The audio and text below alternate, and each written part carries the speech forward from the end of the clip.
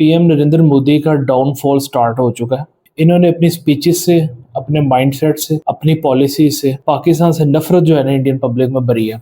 Indian media और Bollywood industry को hostile बना के एज अ टूल यूज किया। उसकी रिटेलिएशन में पाकिस्तान ने इंडिया की ठीक ठाक पिटाई लगाई, इंडिया के बहुत सारे राफेल जेट्स कराए और इंडिया की इंटरनेशनल लेवल पे ठीक ठाक बदनामी हुई। इंडिया का इलेक्शन कमीशन है वो बीजेपी का एक टूल बन चुका है।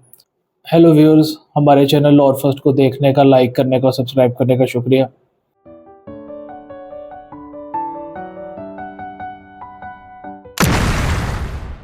व्यूअर्स, हर इंडियन के अंदर एक पाकिस्तानी और हर पाकिस्तानी के अंदर एक इंडियन है। Indian prime minister Narendra Modi जो कि 2014 ऑनवर्ड से इंडिया के वज़ीर आज़म हैं और अब उनकी थर्ड टर्म चल रही है। मैं समझता हूँ कि पीएम नरेंद्र मोदी ने अपनी पॉलिसीज़ और माइंडसेट की वजह से इंडिया और पाकिस्तान के पीस प्रोस्पेक्ट्स को बहुत ज़्यादा नुकसान पहुँचाया। पाकिस्तान और इंडिया में हॉस्टिलिटी तो 1947 से ऑनवर्ड ही थी, जब से पार्टीशन हुई है। लेकिन जब से नरेंद्र मोदी इंडिया के प्राइम मिनिस्टर बने हैं, इन्होंने अपनी स्पीचेस से, अपने माइंडसेट से, अपनी पॉलिसी से इंडियन पब्लिक एट लार्ज के जहन में बहुत ज़्यादा anti Pakistan sentiment, negative effects और पाकिस्तान से नफरत जो है ना इंडियन पब्लिक में भरी है। और उसमें इन्होंने पूरी तरह से इंडियन मीडिया और बॉलीवुड इंडस्ट्री को हॉस्टाइल बना के एज अ टूल यूज़ किया। मैं समझता हूँ कि अब पीएम नरेंद्र मोदी का डाउनफॉल स्टार्ट हो चुका है, स्पेशली जब से उन्होंने थर्ड टर्म ली है। पहली दो टर्म में नो डाउट के पीएम नरेंद्र मोदी के अंडर इंडिया की इकोनॉमिक डेवलपमेंट भी हुई। वो कितनी अच्छी हुई, कितनी नहीं हुई, वो obviously that is for the Indian public to decide.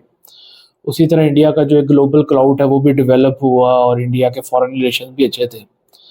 लेकिन आप देखें कि जब से PM Narendra Modi third term के लिए इलेक्ट हुए हैं, तब से इनकी कमबख्ती आई हुई है।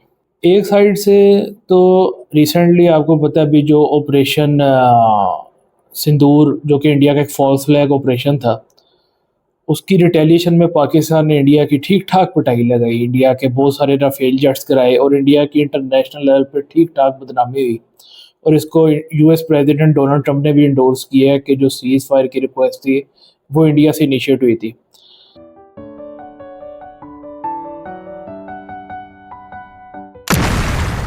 पीएम नरेंद्र मोदी और उनकी गवर्नमेंट और इंडियन मीडिया जितना मर्जी इस चीज़ को स्पिन दे दे, लेकिन अगर यूएस प्रेसिडेंट ऑफिशियली कह रहा है ना कि इंडिया ने हमें सीज़ फायर के लिए रिक्वेस्ट की थी, तो उस बात में कोई ना कुछ सच्चाई ज़रूर है।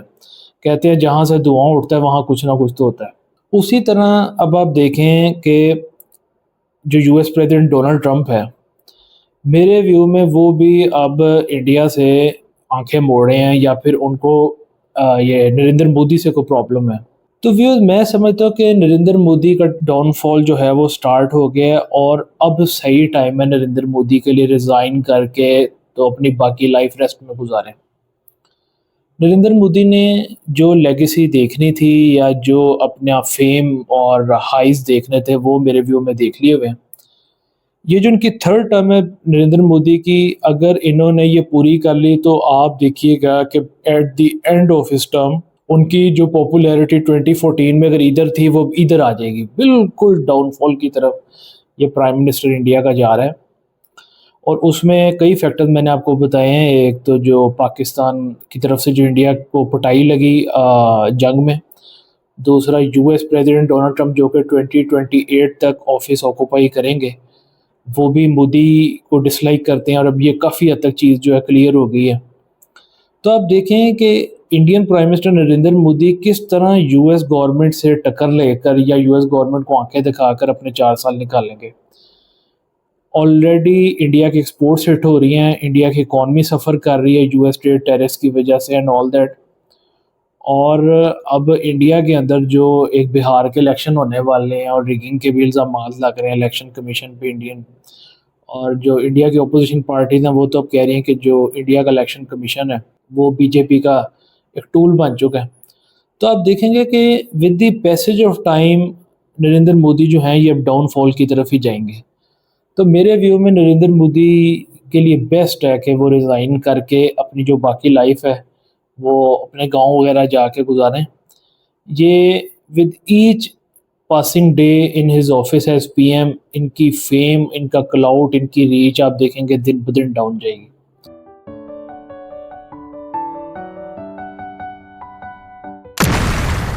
और वैसे भी नरेंद्र मोदी इंडिया और पाकिस्तान के लिए बहुत ज़्यादा नुकसानदेह साबित हुए हैं इस पीस के लिए और रीजन के लिए।